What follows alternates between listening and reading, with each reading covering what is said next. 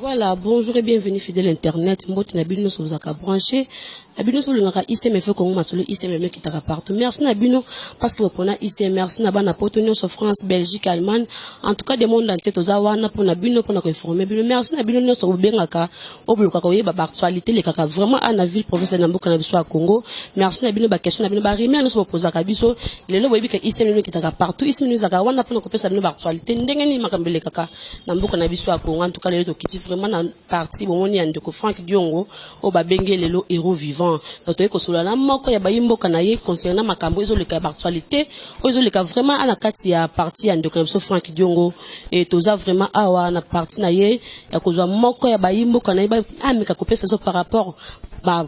concernant l'actualité zobima awa ba rimer zobima tellement ebele mais ngana bino to ebité to ba réponse kaka na émission lelo to pesa déjà mbote ndeko mbote mwana mboka OK monyo lelo esanga koyeba yo et puis moi lelo bana batutu bazota la biso. Oui, la monyo on a une difficulté à représenter ndeko Flavien parce qu'il habite au Betikali soyo mutu mo za difficulté mutu mo za na problème tout ça et tout peut-être batu so ba Rolanda ba comprendre te singa ba ndeko Flavien mona musala population. Ndeko Flavien azali grand combattant pour le changement et parmi ba o ba bundisi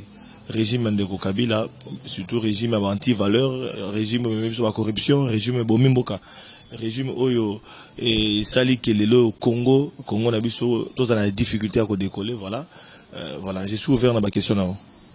En tout cas, merci Nabino sur vous branché, merci Nabino sur vous lundi, comment de comment la mboka de Flavien Lobi par rapport à la vie actualité naie, à la vie politique naie, et de Flavien koye bayo parce que mes collègues belépé, batebele bazo mitungi sama batebele bazo lukabari mer koye bake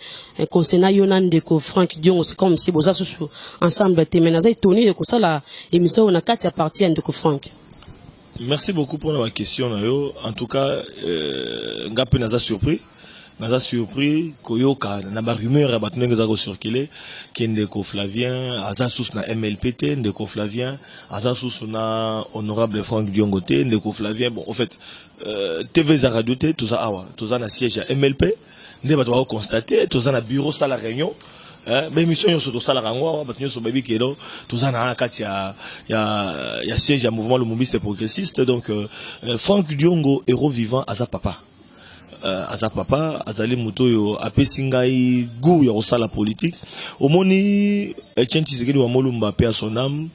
en tant que maître azana ba disciple parmi ba disciple oyo azali qui plus proche na ye mona mboka Frank Diongo oyo batambola na plus de 14 pays africains ko kinde koloka ba négociation même na ba corps à Sun City pona koloka kimia et kota na mboka na biso et lelo Frank Diongo azali politicien opposant ya solo oyo asali ba prison kobanda tango ya Mobutu bakangai parce que telimela banti valeur tango ya Mobutu asali prison na tango ya Mosé Laurent Désiré Kabila asali prison na tango ya Joseph Kabila et puis batunyo so babi kazali prisonnier ndeko Joseph Kabila OK lelo nzamba sali ngolu azu abimi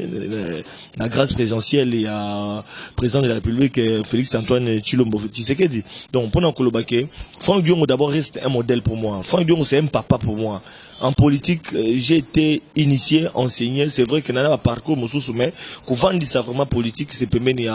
y a Frank Diongo pendant 2 ans en prison à Makala, ngai na zuba risque à kolobelaka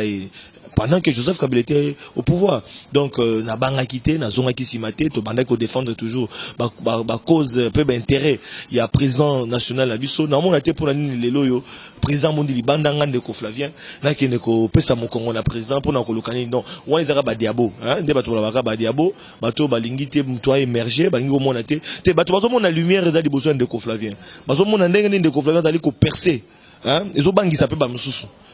Belé balobi ke na ko bomba mi ya honorable Frank Diongo yo lukaki ko teka no position bande ko mususu yango mone ko kende na yo na IDPS lukaki peut-être ba désordre mususu e botama ah Kinshasa de balobi ah Kinshasa la poto pe ba komi koloba na zo mona pe ba commentaire ba mususu na zo pesa mbote na ba jaloux pe nyoso amiki la poto o balinga ndeko Flavien te parce que be mission mingi no sala so na tanga ba commentaire ngana répondre raté so na zaki na motema moto lokola Gabriel Mokia mais na finga ka pe ba mususu na répondre ka ba mususu na internet mais na talaka oyo afinginga oyo a répondre ma be Nathalie oyo na tangi kaka ba lobi malamu na remercier bon ba commentaire même tango yo ko tia émission oyo na site na bino Congo info Congo masolo tango ko tia ngo na su ba misusu pe ba ko critiquer omoni naza kolanda école ya grand maître Etienne Tshisekedi wa Mulumba Etienne Tshisekedi wa Mulumba de son vivant ba finga et trop ba finga Etienne Tshisekedi o alia kambonga Mobutu ake o alia kambongo ya musée ake alia kambonga Joseph Kabila mais o tikala koyo kate Etienne Tshisekedi wa Mulumba à répondre Franck Diongo qui est mon papa qui est mon maître yepe azaki élève disciple ya Etienne Tshisekedi ba finga pe Franck Diongo belé hein na Franck Diongo ba finga ba kambo belé ba kalamunya même na ba collègue ne ba politicien ya opposition ba finga Franck Diongo ba belé azabo asalakabo azalakabo mais okoka jamais président Franck Diongo héros vivant à répondre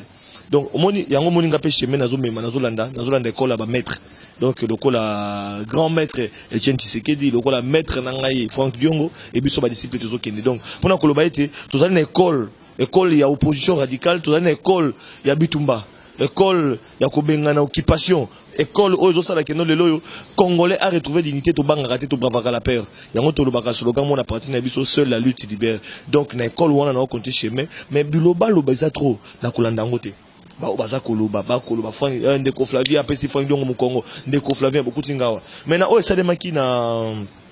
limité au tchapé ba bilili ba tuma mona ndeba ngomele kaki bien que les actualités sauté pour ba tuba ki ndeko Flavien ba betaki na limité na ndimi izalaki mokolo ndeko Franck Diongo azo ma prison makala to komina no kuna na montage te ma réalité que ndeko Flavien a betami eza réalité na betama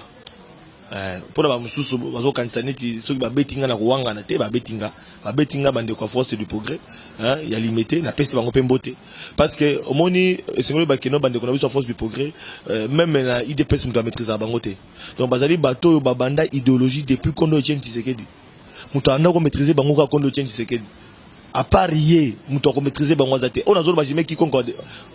au défi donc bazali ba jeune o bazali ko bunda pour na changement ba jeune o ba ni teka pour na changement mboka na biso surtout pour na bitumba ya combat ya démocratie na état de droit na IDPS vous comprendre ba militant ebele pembe na Etienne Tshisekedi bango ba banga ka itumba te ba banga ka masasi te ba banga ka nité baza ba jeune oyo ba pour na changement ya mboka mais esa démocratie bazalaki ko partager point de vue na ngate na ba émission mingi na sala ben mission mingi na sala la question mingi na tuna et déranger bango surtout à l'endroit même il y a UDPS à l'endroit il y a parti politique mususu et puis notamment na Otadi bango à l'endroit il y a moi na mboka Félix Tshisekedi ba question mususu na tuna ils a ba question déranger au moni que ngana za journaliste et chroniqueur politique na bandi musala loté donc plus de 15 ans il y a musala oyo c'est-à-dire na yebi et quand je pose des questions et surtout ba tumingi balanda rande ko Flavien ba kaza na ba question oyo déranger ya on na ba to kundola donc il y a ba question oyo so na ni ba musoko s'attendre na ngote alors moni là musoko toucher question moko mais ça na bato bede opinion mo bimasima nango o déranger bango alors bande na biso la force du progrès tangu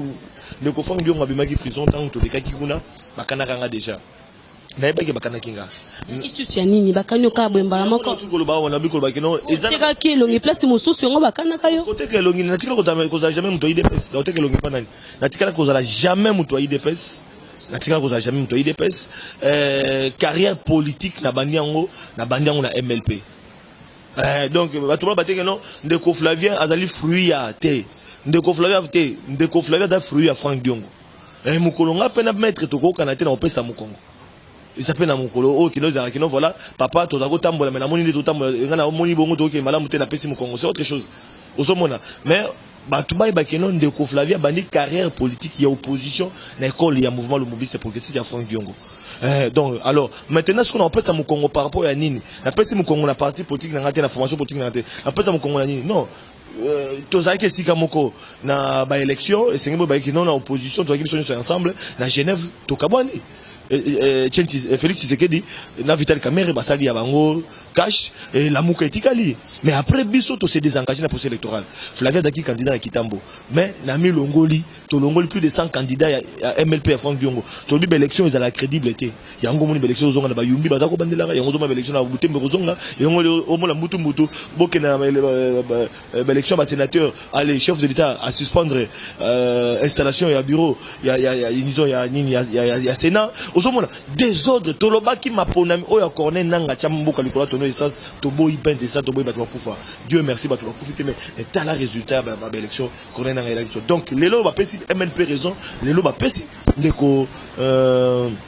Franck Dion raison en tant que prophète o atalisa ke ndeko Kabila na corner nanga bazana volonté ko organiser élection soloté yango conséquence tous les canons ndeni comme on a que l'élection bandi ba sénateur kuna na ba butembu kuna bandi mais tozoye baté makambo ngozo le kandengeni lokwa tozana ndeko Flavien na kangana parenthèse ya bandeko ya IDPS parce que na comédie na suka alors nabi bakana kitango toyaki et puis tango c'est là que non de Franck Diongo a qui ne rendre hommage parce que c'est vrai que non kondo tient c'est que tango faki il y a tala qui na prison na makala c'est là qu'il ne rendre hommage pe na Rosichi manga na famille na rendre hommage pe na Thérèse rendre pe hommage na Benjamin ou donc voilà na tourner en temps de comment qui de bandeko ya force du progrès ah ndeko faire au kakate aye bandi ko yana banzete ba chaîne ba mbeli ba tournevis et non les autres ko beta ndeko faire les autres ko bandeko faire histoire nesi là. Dieu merci, les cas qui vont voter, et l'eau que Salima qui n'est Salima n'a bilé n'est pas l'anaki, mais bref, la Kolomaki non, ils allaient qui bandent qu'on a mis sur force du progrès, bah s'exprimer qui. N'denge mon copé, bah tienne de l'eau, bah député provincial, bah comme on a eu des pestes. N'denge mon copé, Jean-Marc Kabunda, comme on a eu des pestes. N'denge mon copé, Augustin Kabouya, secrétaire général des pestes, bah comme pour que non, Banawana, na émission sur Bazana Kanda, bah ça bongo. Mais na autre ligne de Flavien, et qui pose la bango bêta de Flavien, de Flavien Betamaki, n'ga na limbisi bango. Ngai na limbisi bango, de Flavien a limbisi bango de force du progrès, na mikolo koya, to kokuta na bango, bokomona, bango ya mangai, to kosana bango, to kosolola, parce que tu as dit bana tata moko. Ngai na dans schéma réconciliation, na tout à l'intérêt à Congo, na zomona munguna Congo, ils ont banti valeur, salaire à basoda. Monguna Congo, ils ont dit salaire bas fonctionnaire, bas médecin, bas grévé à gauche à droite. Les lots bana tout engagé hors constitué c'est un enseignement à la gratuite. Les lots tala bas veuve militaire, bas foutamaga 13 à 35 000 francs congolais, bas blessé de guerre, bas foutamaga 10 000 francs congolais. Soda a touché moins de 120 000 francs congolais. Fonctionnaire nous a touché 80 000 francs congolais. Bas travailleur bendo pakistanais, bas chinois, bas cognon kolabango, bas vous bas salaire bas $50. Tala banti valeur. Tala bitumbo c'est tout bundangwa. Maintenant au Italie bolingo nangai. Na Kondo Etienne Tshisekedi et puis d'accord rappeler na micro na yo omoni muniere na ngawe ça fait 2 ans na ta muniere tango Kondo Etienne Tshisekedi a kufi j'étais na voyage na Dubaï na komi Chine je vais apprendre que Kondo Etienne Tshisekedi a kufi na lela mokolo wana na koti na shop moko na Chine na somba muniere oyo muniere wana depuis on a jour pour jour ça fera 2 ans na la takayango na pile la matanga na nango mibalete parce que batu musuba okanisa makase ozaka na muniere te musuba te aki kolata muniere na couleur rebelle parce que awo na MLP obi que no idéologie na biso ils muniere parmi tokolo ba habillement au baka contre biso talaka honorable Franck Dion même la fiche honorable Franck Dion toujours na muniere na prison au monde na Franck Dion toujours na muniere azo samba sokaza na muniere te ana drapeau na mutu yango mona peine de Flavien na ba marche na tika drapeau na mutu na ta drapeau on a sa couleur à Congo pour na combat changement mboka na biso donc muniere on a somba ngo wana na Chine tango akufi quand yango dans zalango donc jour pour jour muniere oyo na la takaka yango ils ont mis balete pour nous baduso akataka non azo changer ba couleur ou bien dans la même couleur ils ont disté mutu ça na pile tout ça ba finir wa matanga to yebi ke soki le oza mama okufeli mobali tena na kite un peu exemple okomona okolata bilamba ya pile ba mama na biso to kufela ba mama ba musupe ba yebi ndenge zalaka omona mama ozaka na pile ti ba okunda mobali na ye donc a changer bilamba te avant na safety ba okunda alors ngai pe na taka muniere oyo depuis Kondo Etienne Tshisekedi na changer kango te kaka yango chaque jour bomona nga na yango donc pour nga ils ont représenté belé mukolo to kokunda Etienne Tshisekedi awa na Congo na mabele ba koko ndinga na kolongola muniere na kometa muniere mosusu donc na pile si le lot donc je suis le seul d'ailleurs oyo a observé en mémoire Etienne Tshisekedi qu'on a pile à matanga donc je comprends alors na bolingo na zaka nango pa Kondo Etienne Tshisekedi na kanga chapitre wana na limbisi bande ko force du progrès to na tata moko to di bana enda kumoko iloko ko kabula biso te to ko swana ndenge za bana ba wele lipa ba swani ne ba bobisaka en tout cas pour na singa limbisi bango na kokende pe kotala bango na ndenga kimia to ko solola so bibili ni foni boko mona na bande ko ba bande ko na ngai ba betaki ngai essayer de calculer en famille to sto bosani yango vous avez branché de partout dans ce qui m'a l'obal de Flavien ndenge na pese ba réponse concernant ba rumeur concernant Mutaya Kabana de Franck Dion par rapport au monde qui ba image ndenge ba betaki na partie des pese ba bisinga famille benda na kamekata na kate en tout cas ndeko Flavien to mekana ko sur par rapport ya ba comment dirais-je ba élection les autres na ba Butembo botomo na ba awa makamba ebele sko lelo ndeko Frank Dionga bimi na ba ma élection oyo ye kota ya sénateur azate ma élection les candidats na parti na ya ndeko Frank Dionga oza ba mituna ya songi benza na ba ite nzo kana mituna ya makasi bongo na ko répondre boy parti politique na biso MLP to kopé sa position na ba question politique bolanda ki ndeko Frank Dionga mo ko na prison makala awa na siège le même jour à lobby na tondi botondi na ba congolais nyoso corporation ba journaliste bande konyo so ba compagnie ki nga pendant prison makala mokonzamboka Félix Tshisekedi église catholique banganga nzambe bande konyo so pe na o etali combat politique c'est ba été combat occupation et bandit parce que azaki na prison on dirait yiki kizalaki abimi sikoba ba kino Frank Dionga abimi combat ya occupation ya Congo et bandit maintenant o etali ba question politique ne ko Frank Dionga répondaki na micro ya ba journaliste alobaki yango kino parti politique na biso to ko sala évaluation maman ba élection zo continuité ba élection to boyaki ya Corneille Nangaa na no silité ya yumbi ya ngwana le 31 au Salema les 6 campagnes ya ba gouverneur les 10 c'est Salema ba gouverneur c'est pour dire que notre procès électoral est en cours ce qui est sili tout ça précédé président Frank Dionga a précédé to ko sala évaluation peut to couper sa position na biso na o etali ba question politique de ko Frank Dionga on peut ça parce que et c'est bon ba été tous allés na point de presse à monene to ko inviter bino to ko inviter micro na bino na point de presse on a beaucoup tout na mituna na euro vivant yemoko à répondre na mituna ya ba internaute na bino bande ko so na bino na mikila poto ba répondre bango mais point de presse dans le salimité, dans nos apécités, position à partir, dans la question politique, mais dans l'élection, élection, à couper sa sécurité. Même temps, on a point de presse, on peut s'évaluer dans côté. Donc, cause de la peine pour ça, court, processus, mon messie là. Tu es sili, tu es koloba. Mais, bande de conseils, non, dans le procès électoral, tu se retirer qui, pour tout le monde qui, élection ya malamuté, on, Kabila nga organisé, yango conséquences, nango, tous vivre les lots, ma maison de Kanayumbi. Obiki na Butembo basaki ba blague na bango seni no Ebola ba okendete mais au moins ki ndenge population va se prendre en charge bango basali enrôlement bango pe ba voter bolango zalaki nango te mais yango na lobika prétexte seni zaki ngwana mais au moins bango moko ba s'organiser ki basali seni na bango allez bango moko ba ju ba carte d'électeur na bango ba ki na ir ma voter tala mambo sali makina donc pour na ko laisser Corneille Nangaa za busopa c'est de la bassesse au seni zo sala c'est de la bassesse au Corneille Nangaa zo sala mais le loyo to ki na ba élection na retard mais est-ce que bande ko na biso ba voter président té donc est-ce que bazalaki na obligation on a au sala bango ndengona donc ba résumer bango ba comme le quoi ba tout ba importance té ndenge mo ba sala bande ko na biso diaspora na nini na loi électorale basali tout ba ko réviser loi électorale pour bande ko diaspora ba voter té ndenge mo pe bande ko yumbi beni Butembo ba voter kité siko ba okene élection mais élection législative mais élection présidentielle ba salité est-ce que ça normal bango ba privé bango même droit à voter président balingi de Flavie to kacho te sko mboka ngoto zokene ndeni comment boko sa élection mususu koto tandis que ya ba président nanu bo salongo na présidentielle nanu qualité kolinga bolo ba keno Frank Dionga ki prophète na kolinga bolo bango yango ezongeli biso bolo ba keno disciple ya Frank Dionga ndeko Flavie pas ki prophète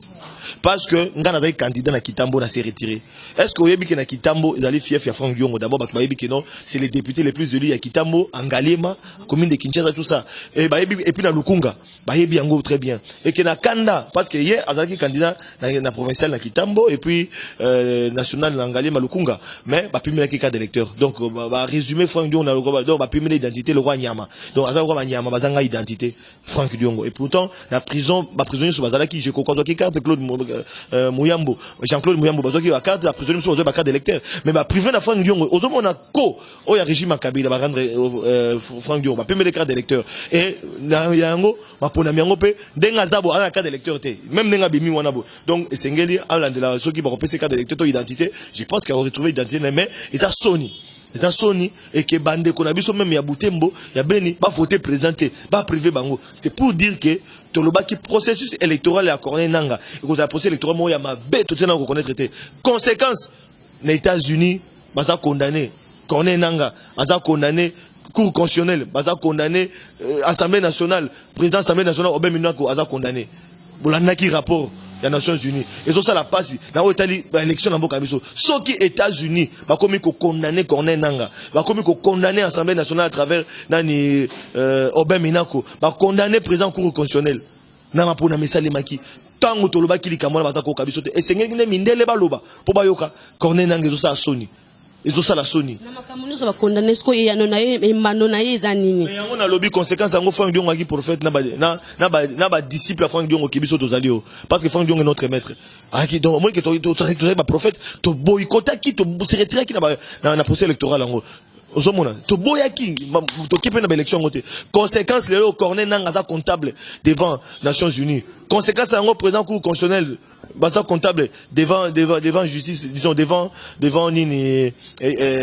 communauté internationale. Conséquence en même au même comptable devant communauté internationale. T'as la résultat. Tolobaka yango baba on dit mais la biso tolobaka ngo baba on dit mais et c'est mindele ba sanctionner. T'as la sanction États-Unis et frappé cour constitutionnel et frappé président Sénat et frappé président Seni Cornenanga. En tout cas, merci de bande connaître sa diaspora, merci de bien parce que vous avez branché et de comme vraiment de cochiter comme vraiment na suka de to ba par rapport ya ba rimer zo bi mebele e rotala ka boyo moni ba message bato baza ko finga baza ko mabe pona yo et tant qu'il a eu na papa na boza en bon terme le logo ko lo banini parce que comme vraiment na suka. Merci beaucoup message à suka bande ko ba ke non de ko Flavien aza mwana Franck Diongo aza mwana Franck Diongo aza d'abord mwana ya Franck Diongo avant qu'on a membre parti avant na motema Franck Diongo ndenge pe Franck Diongo avant na motema na ngai donc openga mona papa pasa pa ngai donc c'est pour dire que bref nazali nandako na ngai naza à l'aise boyo kutanga nandako na ngai donc je pense que émission et kati ba rumeur nyoso mais bande ko sur la télévision so ba yoka kiango ki ndeko Flavien et kati ba rumeur donc je suis là naza nandako na ngai je continue mon combat je continue mon parcours politique et puis na ba obato le belanga mabe na limbisi bango na limbisi bande ko force pour na ndenge ba beta kinga na limbisi bato ba osala ba songi ba o créer ba rumeur à lokuta na limbisi bango nyoso voilà totonga Congo zamboka na biso tonga Congo zamboka na biso ndeko Frank to comme ndeko Flavien to comme vraiment na suka mais comment na mboka ngondo zo kende to zala kana ba expérience ke mboka na biso e kende toujours liboso elike ezali parce que tozali na président Sika moi na mboka Antoine Félix Tshilombo Tshisekedi azali président oyo a une école. Il y a combat 37 ans en opposition. À une école, il y a le peuple d'abord. À un fils biologique, il y a Kondo Etienne Tshisekedi. Et puis, à un fils idéologique, il y a IDPS, il y a combat Etienne Tshisekedi. Double brassard. Na banzi nga, mutozaka mutu, mais na banzi ako trahi combat papa na été. Bien que occupation za makasi, banguna ba occuper Assemblée nationale, banguna ba occuper Assemblée provinciale, banguna ba zako occuper occupé primature ba occupé combien d'années makasi mais na banzi que système Kabila c'est que to bengana otina suka. OK, en tout cas merci na bien vous aka branché merci to pesana no merci na héros vivant balobi honorable Franck Diongo merci na yo papa merci pena ndeko Flavien oyamba ki biso en tout cas merci na ise mbimba il faut qu'on masolo merci na yo maman Elise Munga merci abikena mulanga plutôt Elise Mulanga abikena na kanda na ye abikena na kanda na ye mais na limbisi payé merci na Magali merci na Magali pe équipe mobimba ya Info Congo Masolo. OK, merci na bino en tout cas merci na cameraman nanga ba bijansi Amiri merci na ndeko Peggy Lunga zaki assistant na biso journal lelo merci na bande ko nyoso bazan kati ya parti à Franck Diongo en tout cas ba rimer bozo mona ils ont continué lelo to kati vraiment ba rimer donc il y a rien à dire donc mutalo baté muta commenter merci na parce que comme vraiment na suka bande ko nyoso ici mais faut qu'on masolo ingénieur Royimboui ba confrère concert tout ici mais faut qu'on masolo en tout cas bye.